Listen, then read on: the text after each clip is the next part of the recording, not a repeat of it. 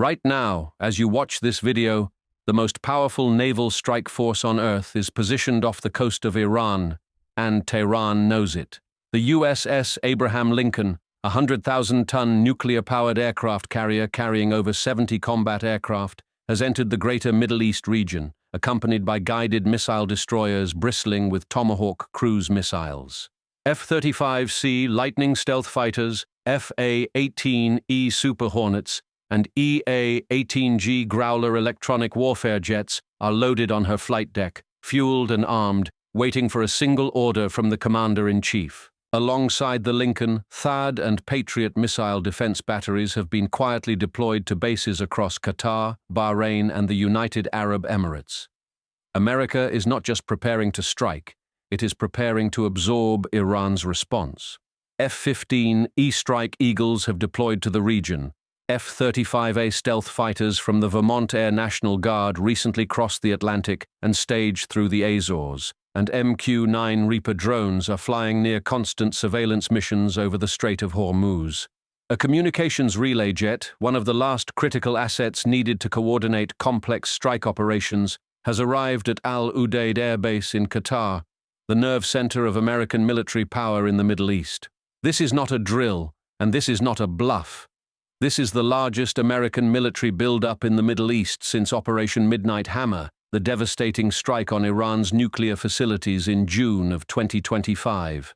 So the question every strategist, every general, and every world leader is asking right now is simple. What happens when America strikes Iran again? And how will this war actually unfold? To understand why the United States may be days or weeks away from launching a major military operation against Iran, you have to understand what has happened inside that country over the past 2 months. Beginning in late December 2025, the Iranian people erupted in the largest anti-government protests the Islamic Republic has ever faced, sparked by a collapsing economy, skyrocketing inflation, and a currency in freefall. Within days, demonstrations spread to all 31 provinces and more than 200 cities, with Iranians from every walk of life, students, shopkeepers, factory workers, and professionals, flooding the streets demanding the end of clerical rule. Protesters chanted, "Death to Khamenei," and "Long live the Shah," openly calling for the overthrow of the 86-year-old Supreme Leader Ali Khamenei and the entire Islamic Republic system that has ruled Iran since 1979. The regime's response was catastrophic. Khamenei reportedly ordered security forces to crush the protests by any means necessary, and what followed were the worst massacres in modern Iranian history. The Islamic Revolutionary Guard Corps and Iran's police force opened fire on largely peaceful crowds with rifles and shotguns, killing thousands of civilians in scenes that horrified the world. By mid-January 2026, estimates of the death toll ranged from over 6,000 confirmed by human rights organizations to potentially tens of thousands, with over 24,000 protesters detained and an untold number facing execution. Iran's judiciary declared protesters enemies of God, a charge punishable by death, and the regime imposed a total internet blackout to prevent the world from seeing the full scale of the bloodshed. President Donald Trump responded by telling the Iranian people to keep protesting because help is on its way, and warned the regime that very strong action would follow if the killing continued. But when the protests were ultimately crushed through sheer brutality and the regime reasserted control, the question shifted, not whether America would act, but when and how. Now, with Iran racing to rebuild its ballistic missile arsenal, reportedly operating factories around the clock, and with its nuclear program still partially intact despite last year's strikes, the strategic calculus in Washington has shifted decisively toward military action. If and when the order comes, the first phase of an American strike on Iran would begin not with bombs, but with invisible electromagnetic waves designed to blind an entire nation. Hours before the first weapon is fired, EA-18G Growler electronic warfare jets would begin saturating Iranian radar frequencies with powerful jamming signals, creating a wall of electronic noise that degrades Iran's ability to detect incoming aircraft. Simultaneously, cyber operations, likely already underway, would target Iran's command and control networks, severing the communication links between Tehran's military headquarters and air defense batteries scattered across the country. Iran's air defense network is a patchwork of Russian, Chinese, and domestically produced systems that performed poorly during the 12-day war with Israel in June of 2025. During that conflict, the Israeli Air Force destroyed approximately 120 Iranian air defense launchers, roughly a third of Iran's entire pre-war inventory, and operated with near-total impunity over Iranian airspace. Since then, Iran has scrambled to rebuild, reportedly receiving Russian S-400 Triumph long-range missile systems and Chinese HQ-9 and HQ-22 batteries, alongside upgrades to its domestically built Bavar 373 system. But these systems suffer from a critical weakness that Israeli and American planners have already exploited: poor integration between different platforms, meaning each battery essentially fights alone rather than as a unified network. America's opening move would be a massive salvo of Tomahawk cruise missiles launched from guided missile destroyers and at least one Ohio-class submarine lurking somewhere in the Arabian Sea, each carrying warheads capable of precision strikes on radar installations and missile launchers. These cruise missiles would fly low over the terrain, hugging valleys and ridgelines to avoid detection, striking S-400 batteries, Bavar 373 launchers, and the critical radar sites that form Iran's early warning network. Within minutes of the Tomahawk barrage, F-35 stealth fighters would penetrate Iranian airspace virtually undetected, using their advanced sensors to identify and destroy any surviving air defense systems with precision-guided munitions.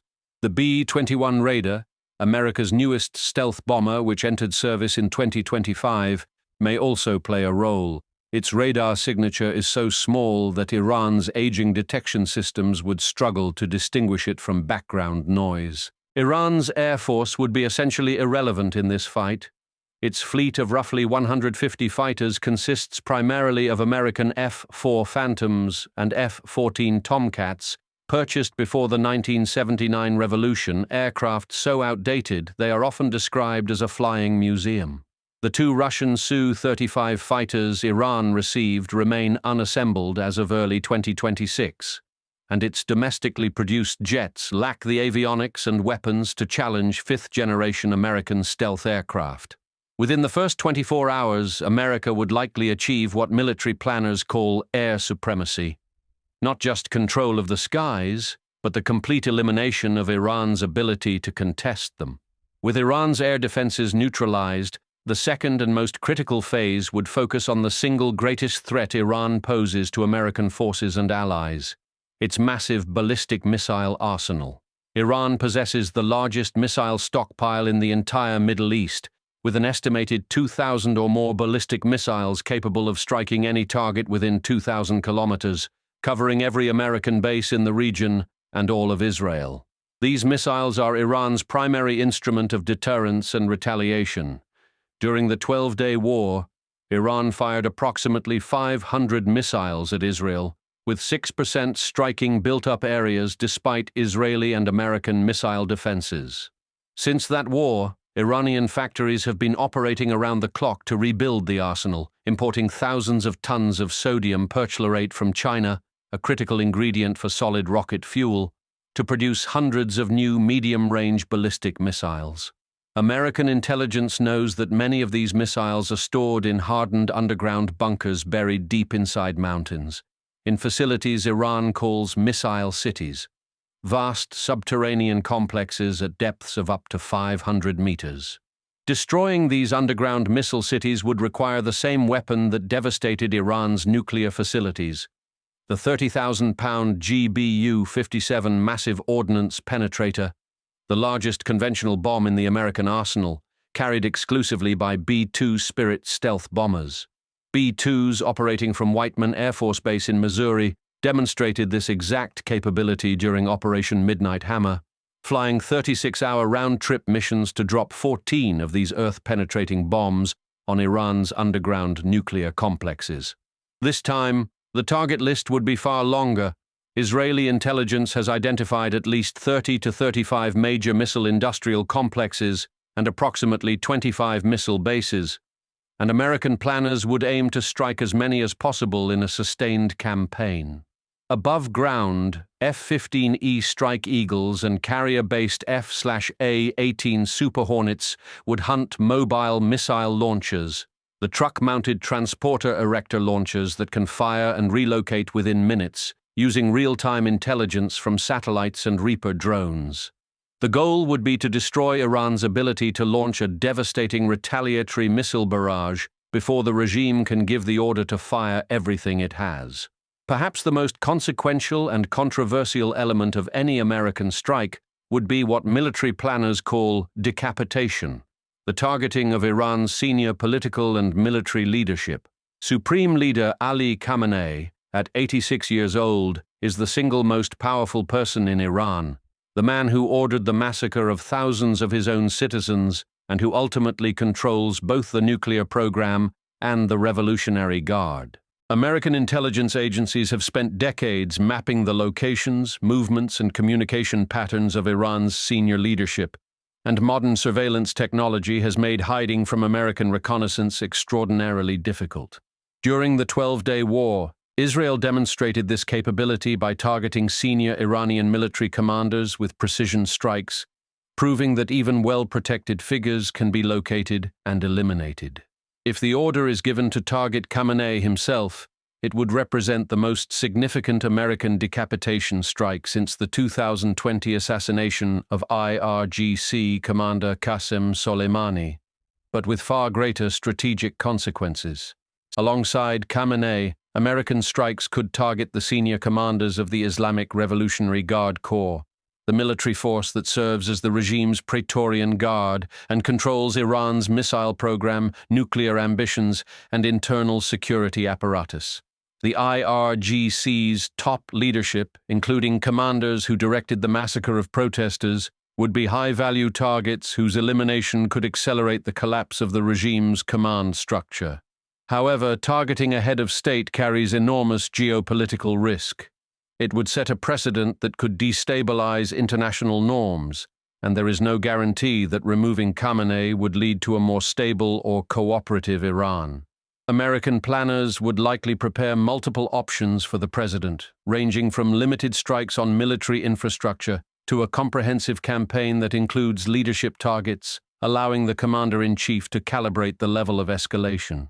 The moment American missiles begin striking Iranian territory, the Islamic Republic will launch its most devastating retaliation, and this is where the greatest danger of a wider war begins.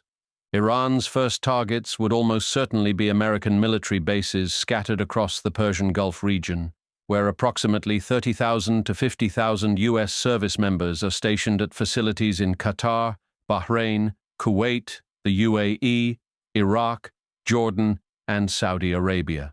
During the 12-day war, Iran demonstrated its willingness to strike American assets directly when it launched missiles at Al Udeid Air Base in Qatar, the headquarters of U.S. Central Command, in retaliation for Operation Midnight Hammer.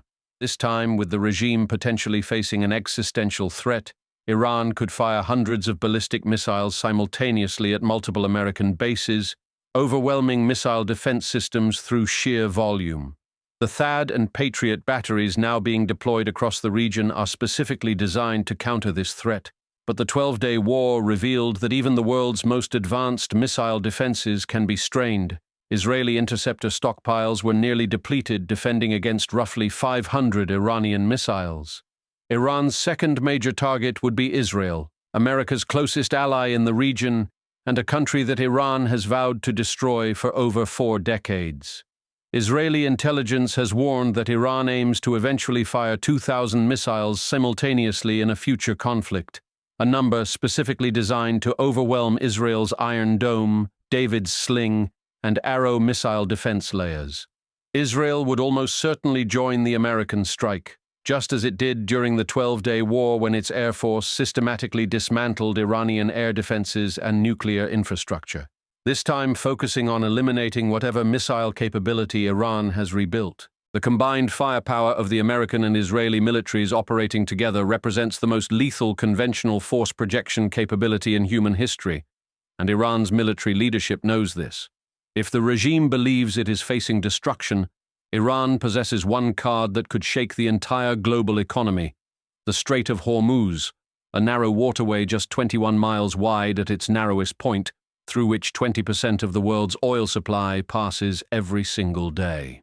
In 2024, approximately 20 million barrels of oil per day moved through this strait, representing roughly 27% of all global maritime oil trade and the economic lifeblood of Asia, Europe, and much of the world. Iran has the longest coastline on the Persian Gulf and has built its naval strategy around the ability to threaten this choke point, deploying hundreds of missile-armed speedboats, coastal anti-ship missile batteries, naval mines, explosive-laden unmanned surface vessels, and cruise missiles with ranges exceeding 1,000 kilometers. The IRGC Navy operates from secret underground naval bases along Iran's southern coast, from which swarms of fast attack craft could surge into the strait faster than any conventional naval force could respond.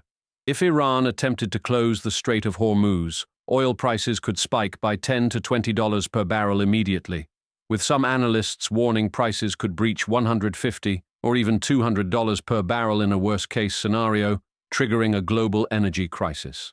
China, India, Japan, and South Korea import roughly 80% of the oil that transits this strait, meaning a closure would not just hurt the West, it would cripple the economies of America's most important trading partners in Asia. However, there is a critical reason Iran has never followed through on decades of threats to close the strait. Doing so would also destroy Iran's own oil exports, cutting off the regime's primary source of revenue at the moment it needs money most.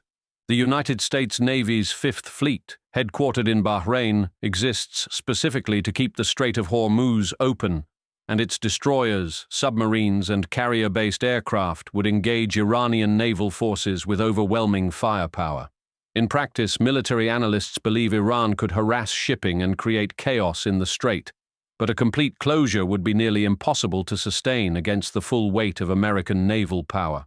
Any American strike on Iran would immediately draw reactions from the world's other great powers, and the responses from Russia and China would shape whether this conflict remains contained or spirals into something far more dangerous.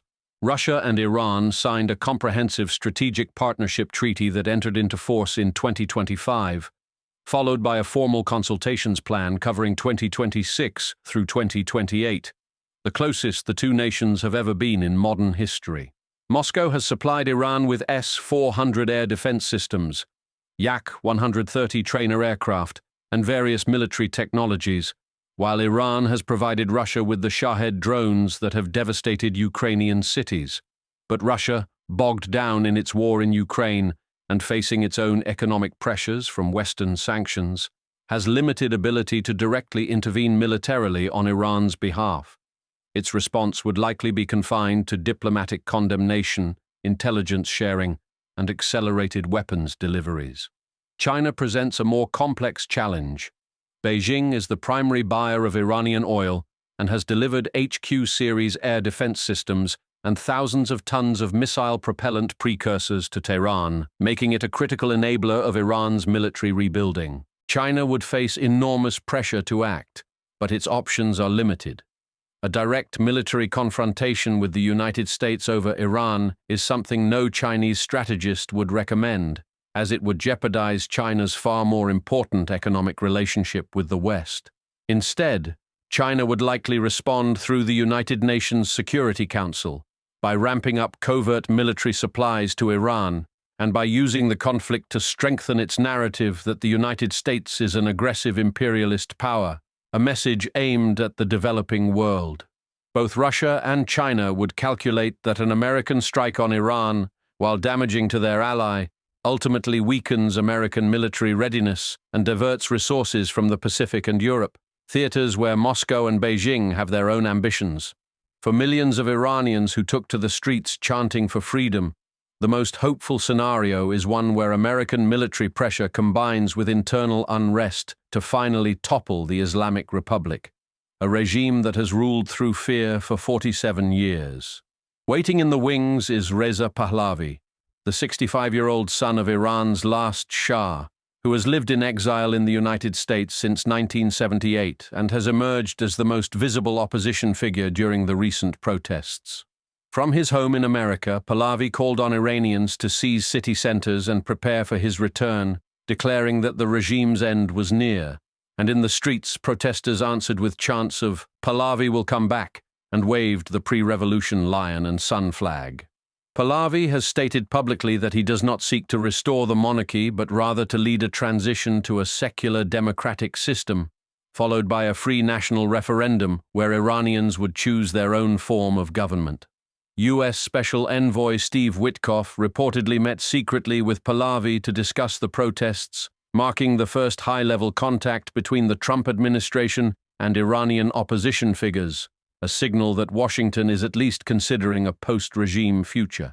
However, President Trump himself expressed uncertainty about Pahlavi's ability to mobilize sufficient domestic support, suggesting the administration is keeping its options open rather than committing to any single opposition figure. The fundamental challenge is that overthrowing the Islamic Republic is far easier than building what comes after. Iran is a complex nation of 88 million people with deep ethnic, religious, and political divisions. The Islamic Revolutionary Guard Corps controls vast economic enterprises worth billions of dollars, and its senior commanders would fight to preserve not just the regime, but their personal wealth and power, making a peaceful transition enormously difficult. American policymakers remember vividly the lessons of Iraq in 2003, where the toppling of Saddam Hussein led to years of sectarian chaos, and they are deeply wary of creating another power vacuum in a country 3 times Iraq's size. Any American strike on Iran would carry enormous risks that every honest strategist must acknowledge. Iran has already demonstrated its willingness to strike American bases directly. During the 12-day war, its missile attack on Al Udeid Air Base in Qatar could have killed American service members, and a larger campaign could produce casualties that would shock the American public. The economic consequences would ripple across the globe. Even without a full closure of the Strait of Hormuz, the mere threat of disruption would spike oil prices, raise gasoline costs for American families, and inject uncertainty into an already fragile global economy. Iran's network of proxy forces, though severely degraded after the fall of Assad in Syria and the devastation of Hezbollah in Lebanon, still includes militia groups in Iraq that could target American personnel with rockets and roadside bombs. And there is the specter that haunts every American military intervention in the Middle East: mission creep, the gradual escalation from limited strikes into an open-ended commitment that drains American blood and treasure for years. But the cost of inaction carries its own dangers. Iran is rebuilding its missile arsenal at a pace that alarms Israeli and American intelligence, importing critical materials from China despite international sanctions. The Defense Intelligence Agency has assessed that Iran could develop a militarily viable intercontinental ballistic missile by 2035 using its space launch vehicle technology, a weapon that could eventually reach the continental United States. And Iran's nuclear program, though severely damaged by Operation Midnight Hammer and Israeli strikes, is not permanently destroyed. Intelligence assessments suggest the setback may be only 2 years, and Iran has already hinted at constructing new enrichment facilities. For the regime in Tehran, every month that passes without decisive action is a month to rebuild, rearm, and move closer to the nuclear threshold that would make it virtually untouchable. The men and women making decisions in the White House, the Pentagon, and the Situation Rooms of America's intelligence agencies face a choice that will shape the Middle East for a generation. One path leads to a negotiated solution, using the massive military buildup as leverage to force Iran into genuine concessions on its nuclear program and missile arsenal, backed by the credible threat that the alternative is devastation. President Trump himself has left this door open, writing that he hopes Iran will come to the table and negotiate a fair deal, language that suggests the military buildup may be designed to compel diplomacy rather than replace it. But Iran's Foreign Minister Abbas Araghchi has warned that if attacked, Iran would be firing back with everything we have, and analysts who study the regime believe that Khamenei, cornered and facing no safe exile, may view this as a fight for survival with nothing left to lose. Unlike Bashar al-Assad, who fled Syria when his regime collapsed, Khamenei and the Revolutionary Guard commanders have no escape plan. There is no friendly nation waiting to shelter them, no comfortable exile awaiting. This makes the regime both more desperate and more dangerous, because leaders who believe they have nothing to lose are capable of decisions that rational actors would never make, including ordering a devastating first strike on American bases or attempting to close the Strait of Hormuz. The second path leads to a military campaign, perhaps beginning with limited strikes on missile factories and military installations, designed to degrade Iran's capabilities without triggering all-out war. American planners learned from Operation Midnight Hammer that precision strikes can achieve strategic objectives without a ground invasion. 7 B-2 bombers carrying 14 bunker-busting bombs set Iran's nuclear program back years in a single night. A larger campaign could systematically dismantle Iran's missile production infrastructure, destroy its rebuilt air defenses, and eliminate the military commanders who carried out the massacre of protesters, all while keeping American boots off Iranian soil. But limited wars have a way of becoming unlimited. Iran's retaliation could force escalation. A stray missile could kill hundreds of American troops, or the regime could collapse in ways that demand American intervention to prevent chaos. The third path, the one that keeps strategists up at night, is that events spiral beyond anyone's control, that an American strike triggers an Iranian response that triggers an Israeli response that draws in Hezbollah remnants, Iraqi militias, and possibly even Russian or Chinese military assets. A wider regional war in the Middle East, centered on the world's most important energy choke point, would be an economic catastrophe of a scale not seen since the 1973 oil embargo. What is unfolding right now between the United States and Iran is not merely a military standoff.